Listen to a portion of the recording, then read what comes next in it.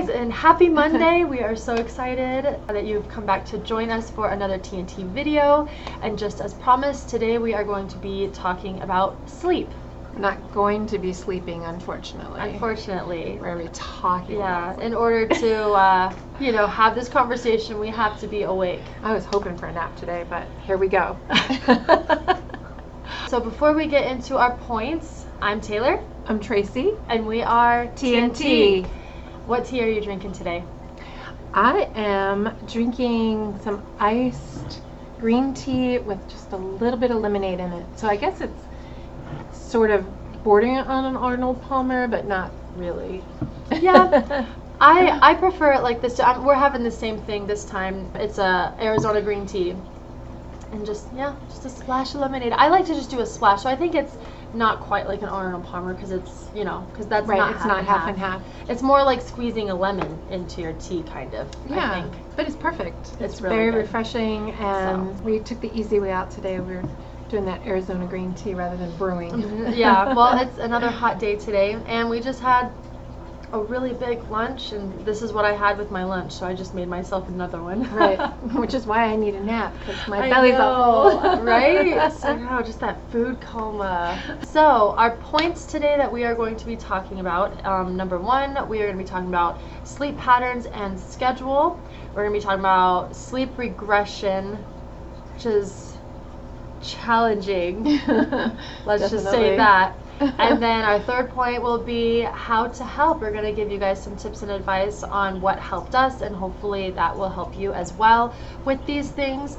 But before we dive into that, we actually wanted to share a couple of our own personal stories and experiences. I had promised I'd be telling that story later. Yep, and so did I. So we're going to open up with some of our stories first, and then we will get into it. So you want to start? Sure. With my son, I was a new mom, way back in the day. I didn't have TNT to listen to way back in the day to get advice from, and I was kind of fumbling my way through motherhood. And isn't that what we're all doing? I know, it's what it feels like.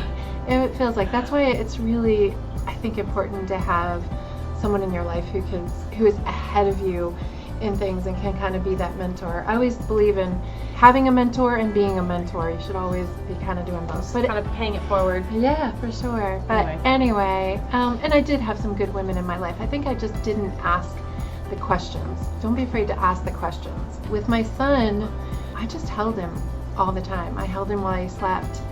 Unfortunately, I had some loss ahead of time, and I think after losing children, when you finally have one, you have a tendency to just really cling to the baby. So I just held him. I held him all the time. And if I'd lay him down and he would start to fuss, I'd immediately pick him back up. I always tell people the first 6 months of his life I barely remember because I was just exhausted. I was not sleeping. He was eating every 2 hours, around the clock. I was just exhausted. So finally, I think it was his 6-month checkup. I talked to the doctor about it, and the doctor said, you gotta put him down, you gotta start teaching him how to sleep. I'm like, you teach them how to sleep? And so, yep. But at that point, because he was so much further along, because let me just start by saying this, there is nothing wrong with holding your 1-month-old infant. The first month, absolutely, you need to hold them, you need to develop trust and security and all these things. Skin-to-skin time is so important. All those things. Yeah. And but I had just held him for too long, and at that point, he just didn't know how to sleep on his own. So when we started the process, it was rough starting. So hopefully you're getting this beforehand, and you can just start from the beginning. Set yourself up for success. Exactly. We'll get into that at the end of the video. Exactly. Yeah. So as we are going through some of our points, I will kind of tell you how we resolved the issue with, him not wanting to sleep in his crib. Yeah. So I went through something pretty similar with my daughter, but I wanted to share just really briefly about my firstborn, my son. He was amazing, actually. I mean, he was a fantastic sleeper. True. Pretty much from the beginning. I mean, newborns, I think, will kind of wake up throughout the night and stuff, but I remember very early on, he would sleep almost through the night. He would wake up one time somewhere between 3 and 4 o'clock in the morning, and I'd nurse him and put him back to sleep, and he would sleep again until like 7. I mean, it was awesome. He thrived off of schedules though, which I'm going to get into that towards the end of the video. But that was something that was huge for him, and I think that's one reason why he did so well, is because we had him on just a really good schedule. Yep. The funny thing is he's still like that even today. He's 5.5 now, but schedules are still really important to him. My daughter though was kind of the complete opposite, I'm not gonna lie.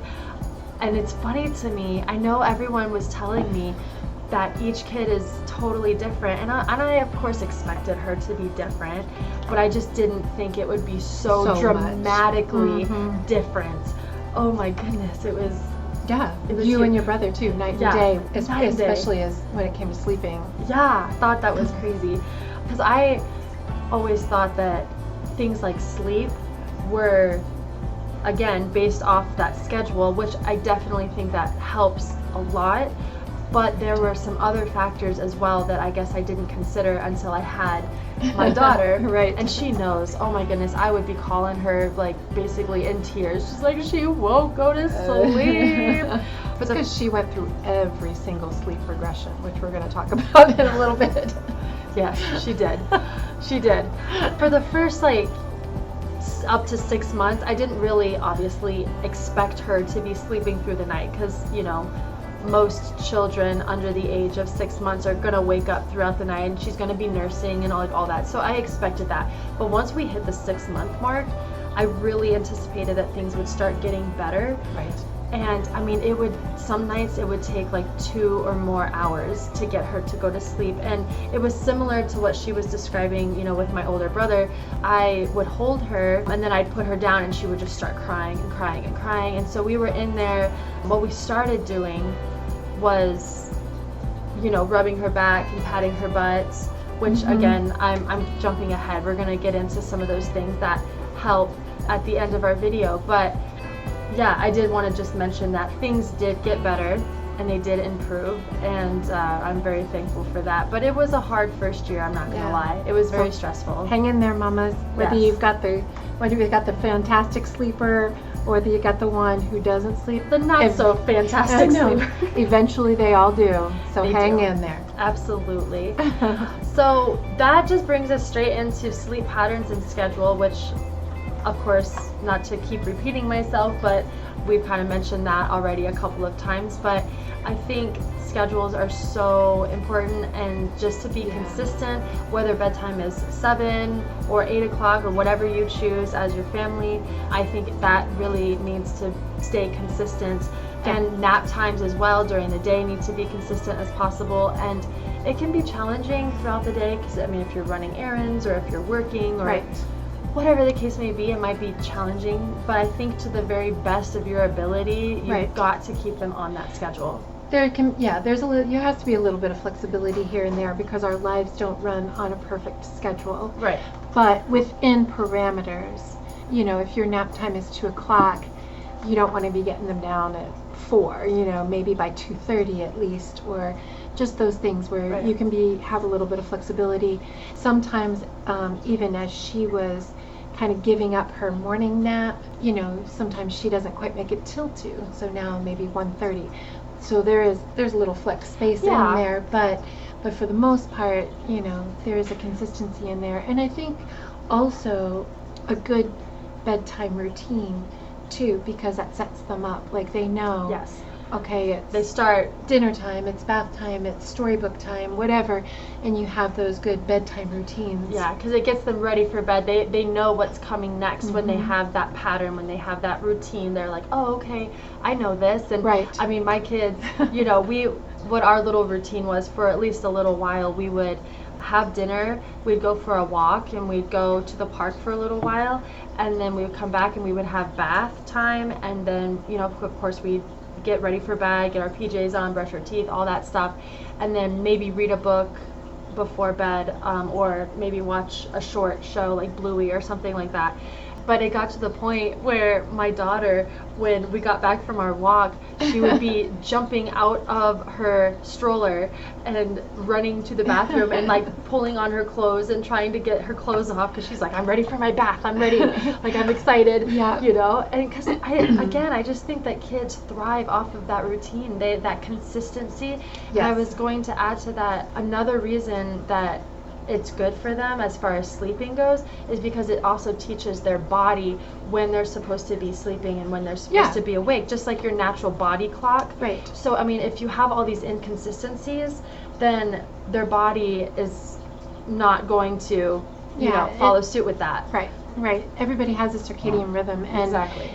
speaking to someone who is an insomniac and I have been all my life, one of the things that they tell you is go to bed at the same time every night, get up at the same time every morning, doesn't matter what day of the week it is, but just those consistencies. Turn off your phone, turn off the TV. It takes a lot of discipline. It does. It takes a lot of discipline. But whatever that is, but it's just a consistency. And I've found the same thing, like bath time for them, shower for me, it sets me up for sleep. So I think I've said it before, they're little people, and so a lot of the things that work for adults, it actually sets them up for success as well. Yeah, so that brings us right into sleep regression, which in my story about my baby girl, she hit every single one of them. And what are those times of sleep regression? So we did a little research for you guys. You're welcome. So here we go. It says sleep regression can happen at 4 months, 6 months, 8 months, 12 months, but the 12-month one can happen somewhere between 10 and 11 months as well. Also 18 months and again at 24 months. So there you go. That really narrows it down for us, doesn't it? It really helps. And it's, if you look at that, it's like by the time you get them back into a sleep pattern, they're into the next sleep regression. Not all kids will go through every single one of these. Yes, we're clearly. Laughing because it felt like my daughter went through all of it. Obviously, my son did not, though, because he was fantastic. Like, I mean, he honestly was very consistent in his sleeping. But again, like, you just have to know your kid because clearly they can be just polar opposites. Right. And I think, too, and something we haven't talked about on TNT yet, but I think something that can come into play here with sleep and sleep regression is separation anxiety. And they all go through it at some point, but they definitely go through it at different times. And I think it depends on the family dynamic and maybe whether mom goes back to work or doesn't, or different dynamics in your family can bring that on at different times, and I think that is a factor as well. Something that finally helped my daughter to sleep better was actually after I stopped nursing. I stopped nursing somewhere around 11 months, and it was around that time when she actually started going to bed on her own easier and sleeping better, not waking up so much throughout the night. It's kind of sad in a way saying goodbye to that season. It's very sad, actually. I'm always sad after I am done nursing. But I think in a way you kind of have to teach them to not rely on you so heavily, for sleeping, that, that they're okay, that they can self-soothe, that they can comfort themselves. And that's actually what the pediatrician told me. She was like, she's relying on you so much, like for sleep and stuff right now, that she's going to have to learn how to do it on her own, which I think is what kind of you went through as well with my brother. Yeah, he was eating every 2 hours round the clock. So I think part for him was he was not getting satisfied, because when we did start supplementing, that was one thing that helped him sleep more through the night, was supplementing him, just being more satisfied and fuller. Other thing that we found with him was he was I call it a scooter. Yes. Once I transferred him from the bassinet into the crib, he actually started sleeping longer. And when I say sleeping longer, it was like 4 hours instead of 2. And I just remember how refreshed I felt when he slept for 4 hours straight, just because he would scoot around and And in the crib he had more room. In the bassinet he would get like balled up, and that would wake him up. Yeah. And so that was another thing that really helped. But when we first started really like sleep training him, it was really difficult. The very, very first night was just terrible. It was like 2 hours, and we did not. I know a lot of people hate the cry out method. We did, where he would cry for a little. He would be crying, but we would go in and rub his back and, lay him down, just not pick him up. That was the big thing. Just lay him down, and you just keep getting those gaps a little further and a little further between the times that you go in there. And he eventually fell asleep. The first night was like 2 hours of that, and it was miserable. I had a friend come over, so I had a good support. Yeah.